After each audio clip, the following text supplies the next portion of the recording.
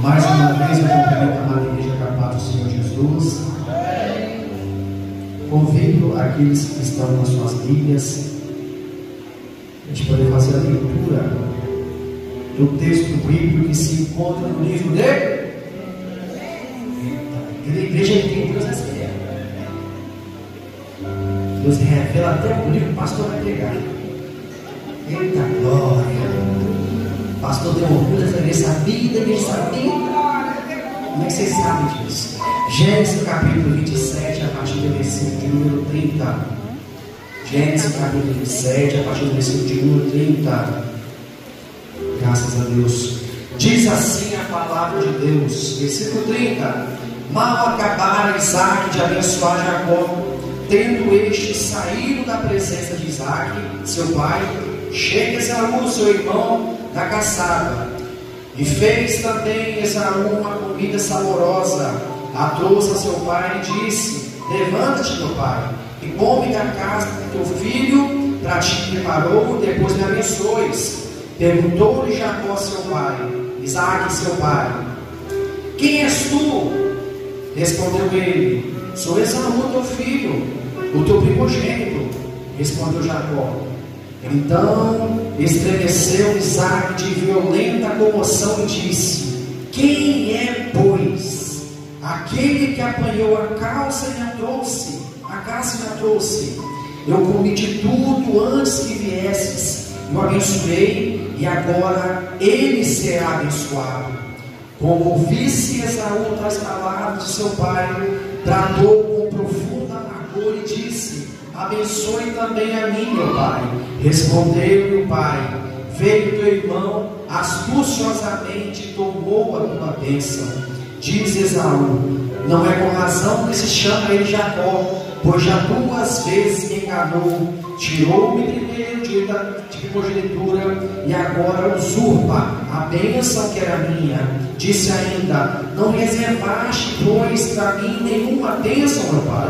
Então respondeu Isaac a Esaú: eis que eu instituí teu senhor, e todos os seus irmãos lhe dei por servos, de trigo e de mosto o apercebi. Que lhe dera dado fazer-te agora, meu filho? Disse Esaú a seu pai: acaso tem pelo menos uma única bênção para mim, meu pai? Abençoe para mim a mim, meu pai. E levantando-se Esaú, a voz chorou. Meu Deus, só a minha oração, a oração do evangelista é Deus. Eu peço que por misericórdia o Senhor me use como canal de bênção para ouvir, para alimentar essas pessoas que entraram aqui por essas portas essa noite. Eu não conheço a vida daqueles que entraram aqui. Muitos estão retornando, outros é a primeira vez que entram aqui. Mas o Senhor os conhece por dentro e por fora.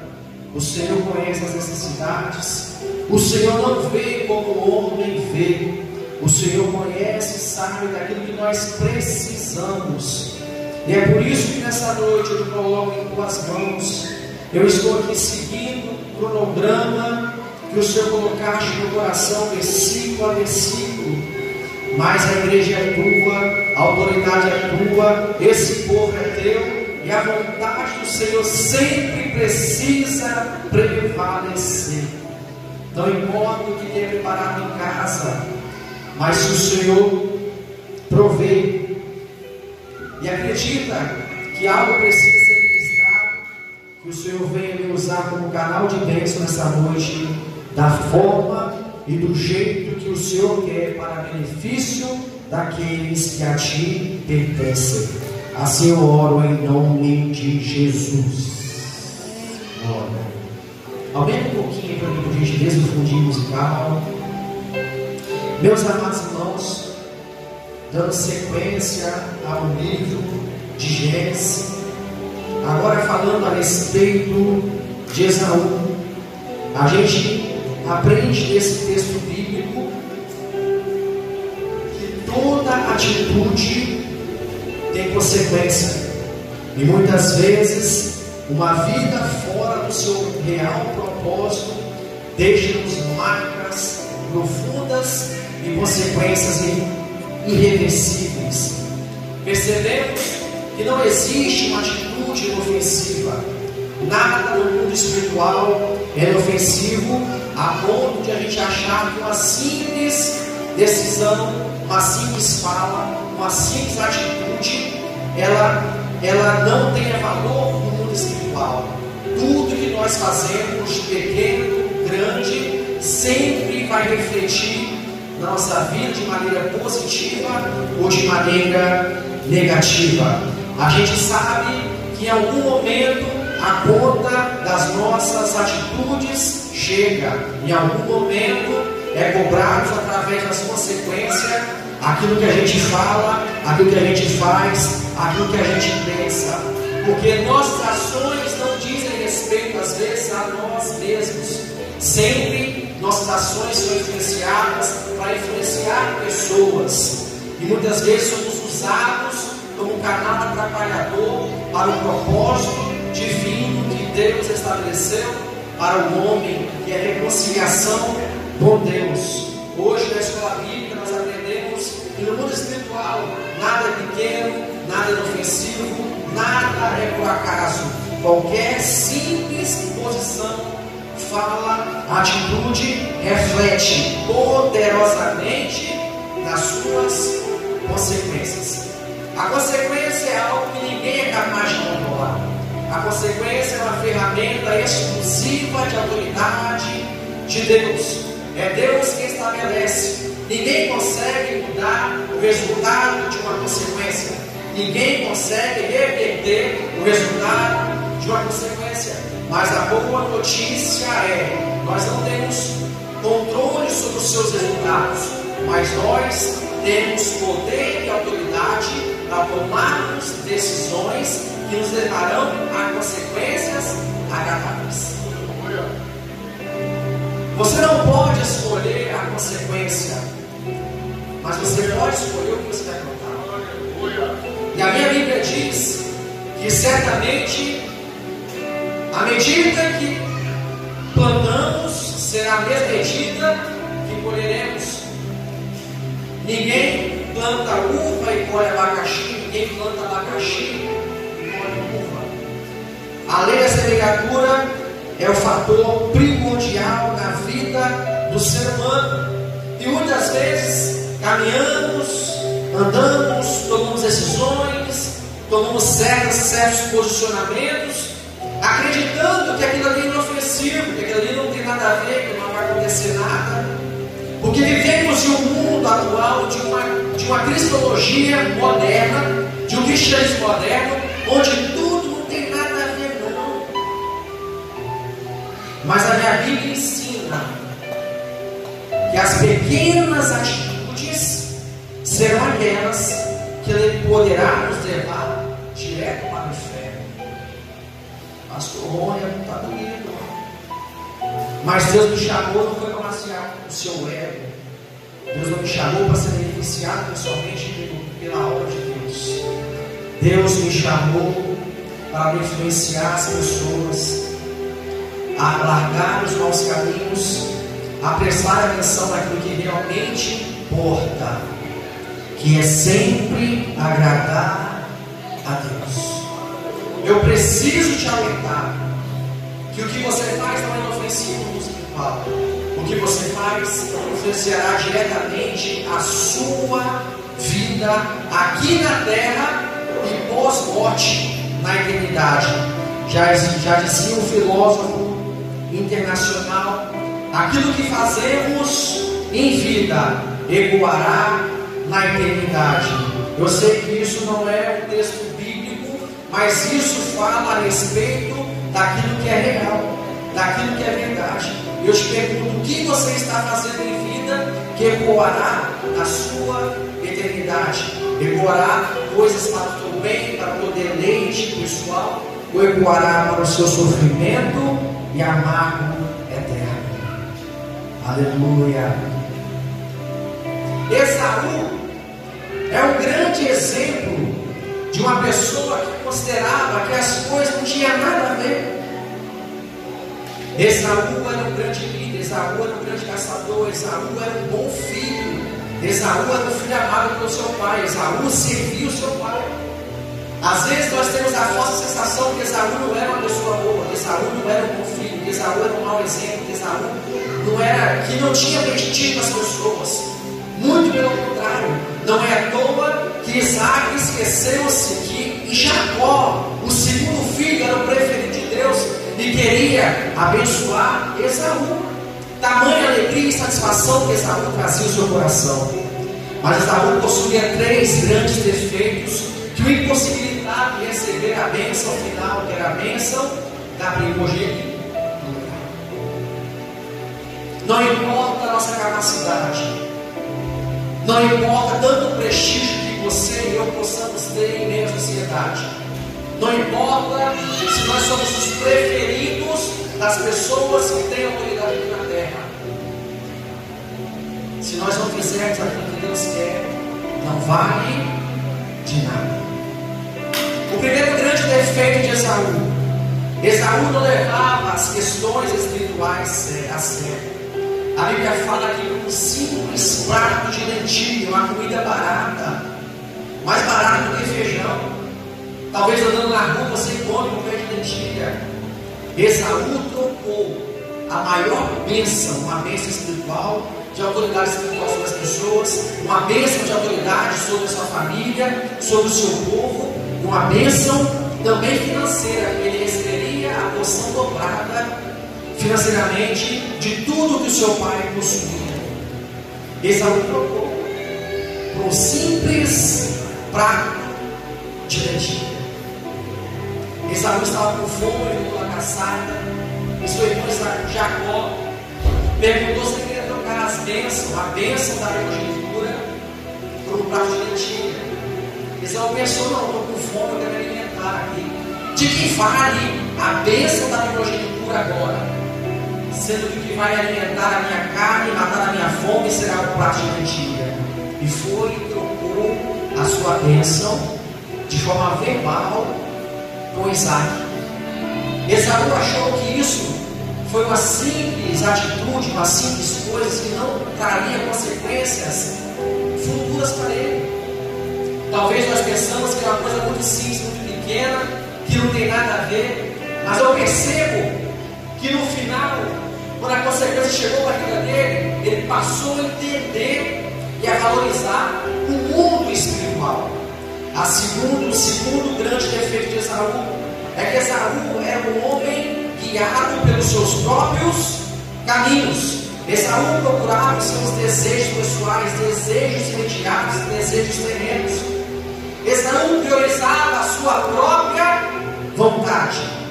A minha Bíblia me ensina em Lucas que se nós quisermos ser discípulos de Jesus, a gente precisa entender que a gente precisa amar Jesus mais do que pai, amar Jesus mais do que mãe, amar Jesus mais do que esposa, do que marido, do que filhos, do que irmãos. E se for preciso, precisaremos entregar nossa própria vida por amor a Jesus. Só dessa forma nós seremos discípulos de Jesus. Isso quer dizer que eu e você, se quisermos ser discípulos de Jesus, quisermos um dia contemplar o céu de glória, a gente precisa entender que a minha vontade não é prioridade, que eu preciso fazer a vontade de Deus. E a parte difícil é que 99% da vontade de Deus é da parte de frente com a minha e a sua vontade. Fazer a vontade de Deus não é doce. Fazer a vontade de Deus não faz bem para o seu eu. Muito pelo contrário. Fazer o que Deus quer dói, machuca, arranca lágrima. Ninguém serve a Deus sem perder alguma coisa importante.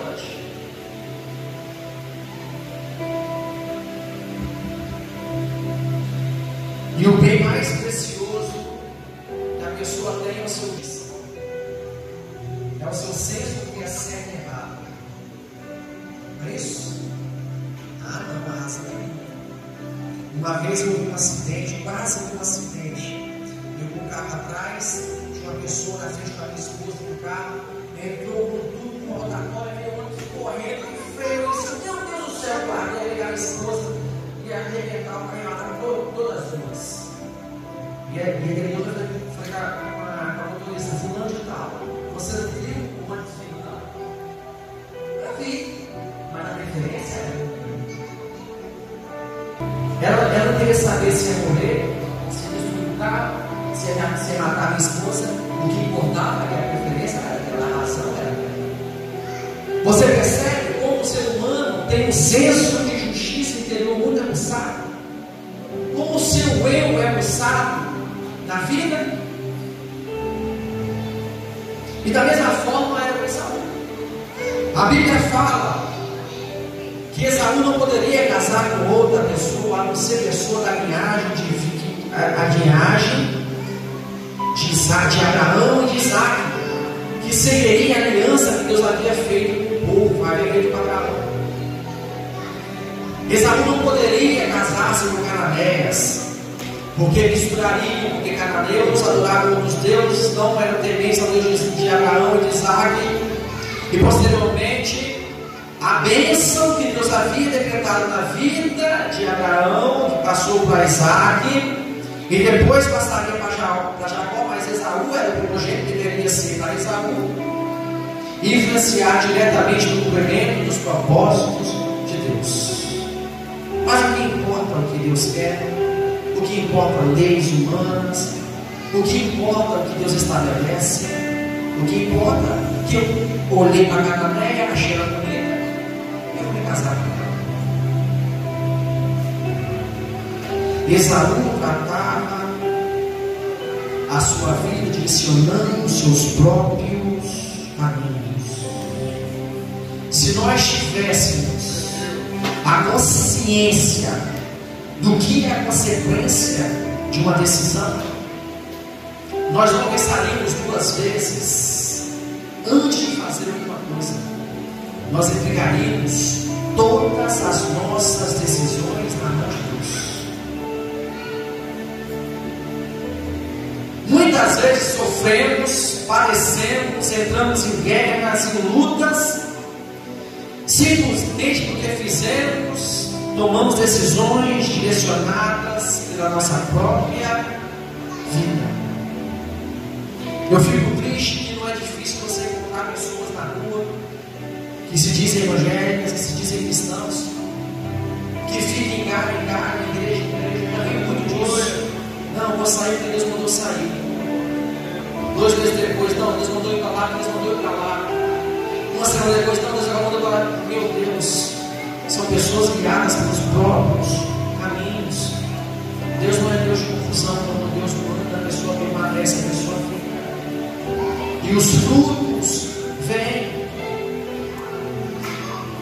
Esaú, quando percebeu que havia perdido a bênção, e aí ele pensou, o que eu fiz? A Bíblia fala que ele chegou da caçada, porque o seu pai mandou caçar, fazer um cozinhado, entregar o cozinhado para ele da casa que ele havia caçado, e após ele ter iniciado o cozinhado do seu filho, ministraria a bênção sobre a vida de Esaú. Assim Esaú fez. Só que, para surpresa de Esaú, quando ele chegou, estava na sua zona de conforto, estava tudo bem, não, a bênção não é minha, porque a cultura diz que a bênção da primogenitura precisa ser do filho primogênito, até porque a palavra, o próprio nome da bênção já dizia para quem que a bênção seria ministrada, a bênção da primogenitura. A cultura da época aceitava Esaú como líder. Esaú tinha um perfil de líder, Esaú era forte, que fazia as coisas acontecerem. Esaú estava tranquilo, estava em situação de conforto, porque ele era o filho do seu pai. E o seu pai era o canal que Deus ia usar para abençoar ele. Mas Esaú esqueceu que o homem é apenas um canal que Deus usa para determinar a sua bênção sobre uma pessoa. Porque o real abençoador é o próprio Deus. Esaú sabia que Deus não vê como o homem vê, não julga como o homem julga. Perante os olhos humanos, Esaú tinha o direito, Esaú tinha que ser ele. Esaú era o preferido, mas perante os olhos de Deus, os olhos daquele que sonda o coração mais profundo da alma, as intenções por trás das ações dos seres humanos, é quem julga, e é ele que é o verdadeiro abençoador. E aí nós entramos no terceiro defeito grave de Esaú: a sua falta de discernimento espiritual. Esaú, apesar de ter feito coisas erradas, não ter valorizado a bênção, não ter seguido os caminhos que Deus estabeleceu para a linhagem de Abraão e de Isaac, Esaú quis botar a culpa em Jacó. O texto fala que quando ele chegou lá para pedir a bênção, pai, meu filho, veio o seu irmão aqui, assustadamente roubou a sua bênção, tomou a bênção em seu lugar.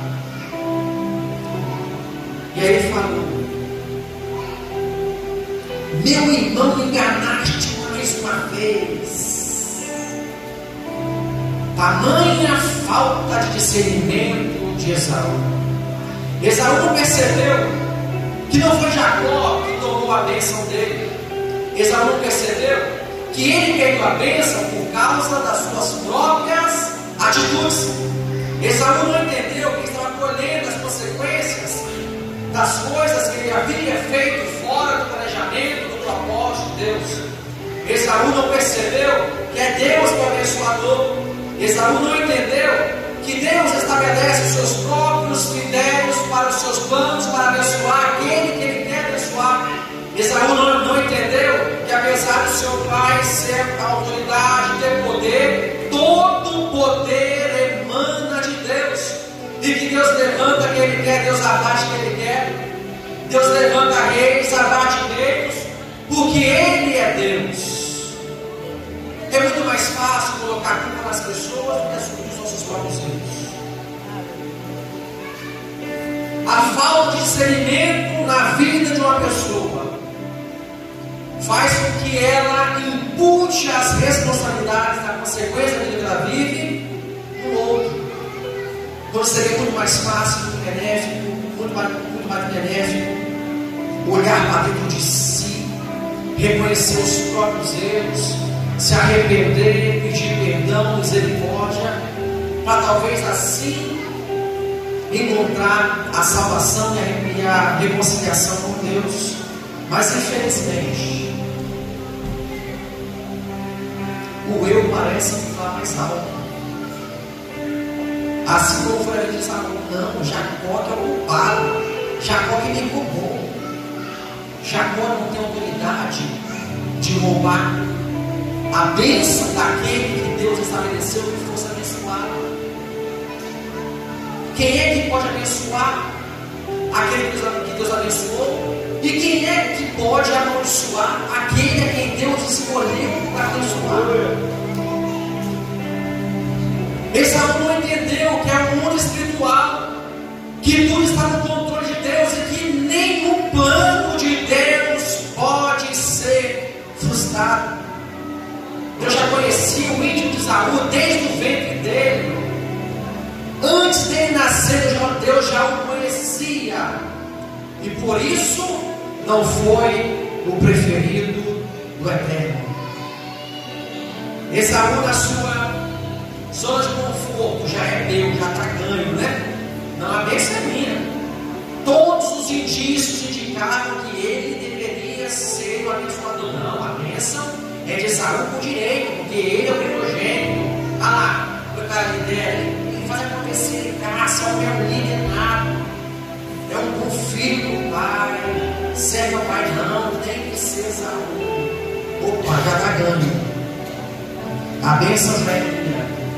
Mas a bênção da primogenitura, a bênção final, não era um direito já garantido. O primogênito apenas possuía o direito de ser abençoado. E abençoado no final da vida do pai, ou se o pai conhecesse e percebesse que morreria, então deixa abençoar, para que a minha descendência tome conta dos meus bens, tome conta do povo e dá seguimento à linhagem.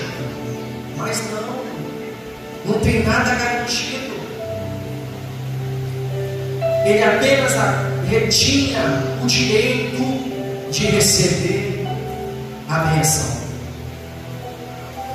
E aí, quando ele percebeu que ele não poderia ser mais abençoado, que alguém já havia recebido a bênção em seu lugar, e aí ele caiu em si e passou a valorizar as coisas espirituais. Esaú não pediu mais terra. Esaú não pediu: pai, pelo menos me dê, pelo menos um pouquinho mais da parte da herança. O texto fala que ele pediu, que ele rogou pela bênção. Pai, não tem pelo menos um bicadinho, uma bênçãozinha só, que o Senhor pode reservar para mim também? Para sua frustração, seu pai respondeu: o seu irmão está abençoado, ele vai ficar abençoado, e já foi abençoado. Não tem como revogar a bênção de Deus sobre a vida de uma pessoa. Mais um motivo de falta de discernimento. Esaú ficou amargurado, ficou triste, não porque perdeu a bênção, não por ter arrependido-se de ter feito coisa errada, mas porque o seu irmão havia tomado aquilo que ele acreditava que era dele por direito.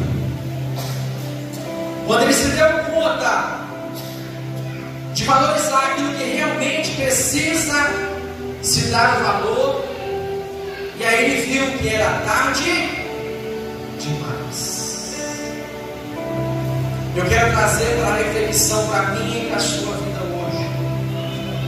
Esaú não teve ninguém para poder falar para ele: Esaú, pense bem no que você faz, porque nossas ações refletem as consequências que nós obrigatoriamente viveremos.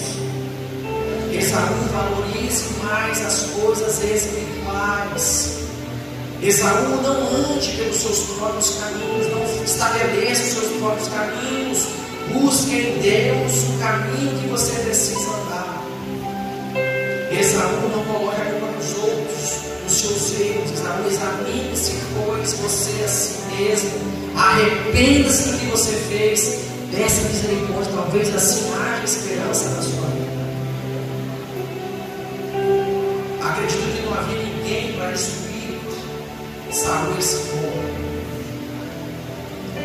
Mas hoje você está tendo o privilégio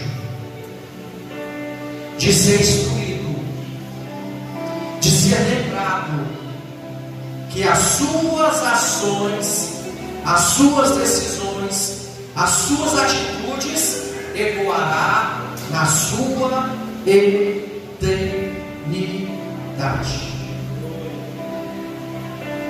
Quando Esaú se deu conta que o mundo espiritual, que as coisas espirituais são bem melhores do que as materiais, era tarde demais.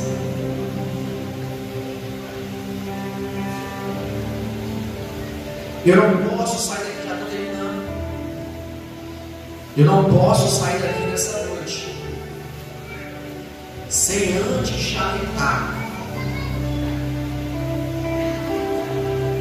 que Jesus Cristo está voltando, que a sétima trombeta pode soar a qualquer momento, mas para mim e para a sua felicidade ainda dá tempo. Ainda dá tempo de rever conceitos, ainda dá tempo de entregar os caminhos a Jesus, ainda dá tempo de fazer uma auto-reflexão, se arrepender, pedir perdão e reconciliar com Deus. Ainda dá tempo de valorizar as coisas espirituais. Ainda dá tempo de receber a bênção final, a maior bênção, a bênção melhor do que a bênção que Esaú queria receber. E não é a bênção de morar no céu de monte de ouro, de cristal. É a bênção de morar onde Deus mora. É a bênção de estar aonde Deus está. Porque o céu só é especial porque tem Deus lá. O céu só tem o seu valor porque Deus está lá. Não é por causa da luz de ouro, de cristal, da sua beleza. Não, é por causa de Deus. Se Deus estivesse no inferno seria o melhor lugar do mundo para se estar. A bênção é estar ao lado de Deus. A bênção são as coisas espirituais. Aleluia. Eita glória! Maravilha, meu Deus! Eu quero te dizer essa noite que Deus te amou tanto a ponto de oferecer o seu mais precioso, um pedaço de si, sem merecer, para vir aqui nesse mundo, igual eu e você estamos aqui, padecer, sofrer, tomar chibatada, ser humilhado. Sabe para quê? Para que hoje eu e você tivéssemos o direito de receber essa tão esperada bênção que um dia está com Deus. Mas eu preciso te alertar. Nós apenas recebemos o direito através de Jesus Cristo. Mas não é uma bênção automática. Não seja pensador. Valorize essa oportunidade. Valorize esse momento. Aleluia. E faça isso hoje. Porque talvez amanhã você pode chegar e descobrir, assim como Esaú descobriu, agora é tarde demais. Por que eu digo isso? Porque ainda que a sede trombeta não toque para levar o povo escolhido por Deus, hoje pode ser o último dia que você vai ouvir falar de Jesus. Hoje pode ser o último dia que vai ser oferecido a você uma oportunidade de arrependimento, a oportunidade de receber o perdão da parte de Deus. Hoje pode ser o último dia, a sua última noite, o seu último momento de vida. Quem é que pode te garantir que vamos dormir e acordar amanhã? Eu tenho 39 anos de idade. Descobri semana passada que eu estou com uma arritmia no coração. Estou preocupado? Não. A minha única preocupação é ver sem Cristo. Porque com arritmia ou não, vivendo ou não, o meu alvo é estar com Deus. E não me importa se vai ser daqui uma hora, daqui um mês, daqui um dia, daqui um ano, daqui 10 anos, não me importa. Eu quero estar com Deus. Eu tenho medo de viver sem Cristo. Isso eu tenho medo. Sabe por quê? Porque eu posso perceber que amanhã foi tarde demais. E eu quero reservar esse momento agora para perguntar se porventura, talvez, se nosso Deus adentrou alguém aqui por essas portas, que por algum motivo que não me interessa, tomou os caminhos dos seus próprios rumos, não valorizou as bênçãos espirituais, as coisas espirituais, negligenciou a maior bênção, a maior promessa, o melhor benefício que foi oferecido para o homem aqui na terra. Eu quero te perguntar e te convidar, te exortar ao arrependimento, a mudar de postura, a voltar-se para Deus, a entregar-se os seus caminhos, a entregar os caminhos para Deus, para que você caminhe seguro, porque amanhã pode ser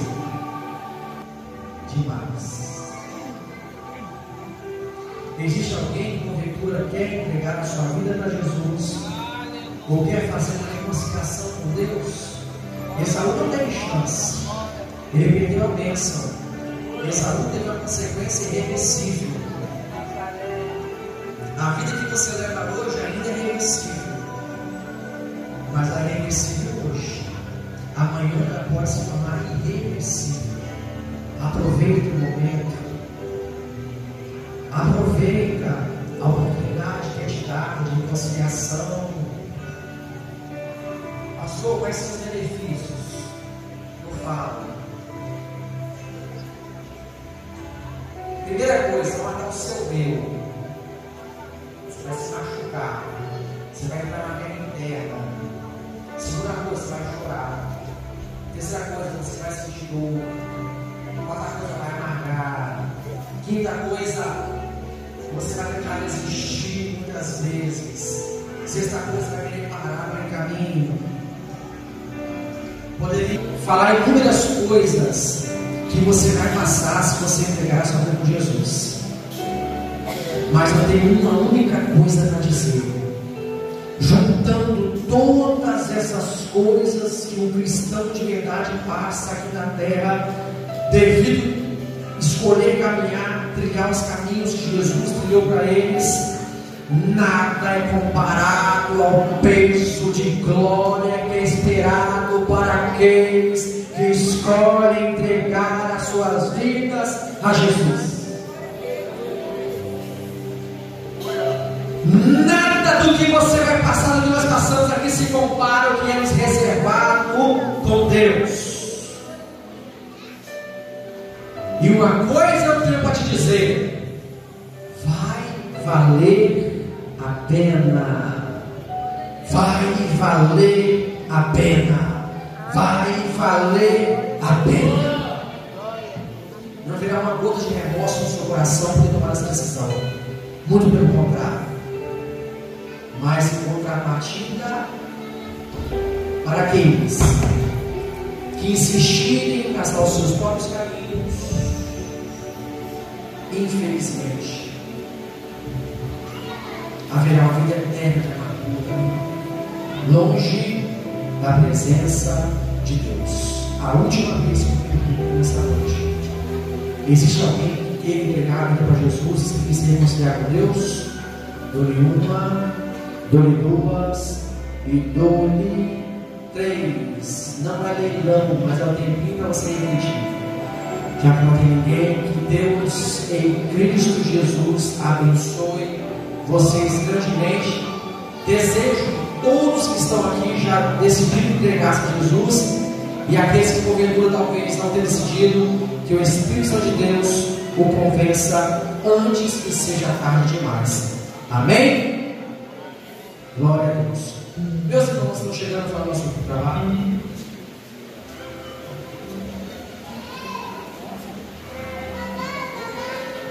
No nosso trabalho, quero agradecer a visita de todos os nossos visitantes. Pastor, para lembrar o Cid, Diácono Isa Simone, lembrei, Rafael, aquele ali, esqueci dele, não posso lembrar.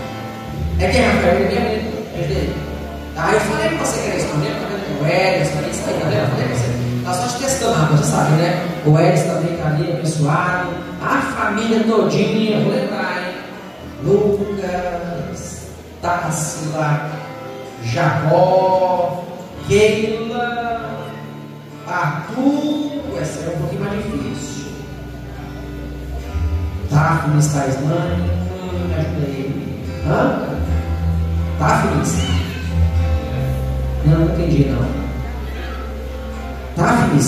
Tá feliz não, né? Tayane, eu falei com você ainda, Tayane, viu? Me induziu ao erro.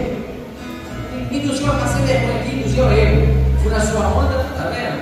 Falei, Tayane, tá vendo? Fez o pastor errar. A Tayane e o grande Davi. Deus abençoe. Tayane, você está com vergonha hoje, mas você é cantor, eu já sei. Você canta, já sei de tudo. É uma família abençoadíssima na obra do Senhor. E vocês são muito bem-vindos. Tá o Leonardo, Ricardo, o Everton e a Joyce. Rapaz, Deus está dando agora o pastor, liberando todo mundo hoje, hein? Deus é bênção. Meus irmãos, sei que vocês são muito bem-vindos. Se quiser voltar, melhor. Se quiser permanecer, meu irmão, é melhor ainda. Vai virar festa, tá bom? Deus abençoe, fico feliz em conhecer o casal de diáconos. Jacó, te espero aqui. Próximo culto, hein? Nosso culto aqui acontece às quintas-feiras, às 19h30, e aos domingos, a partir das 19h15. Por enquanto, a escola bíblica é 18 horas. Para vocês já ficarem já sabendo tudo, já, né?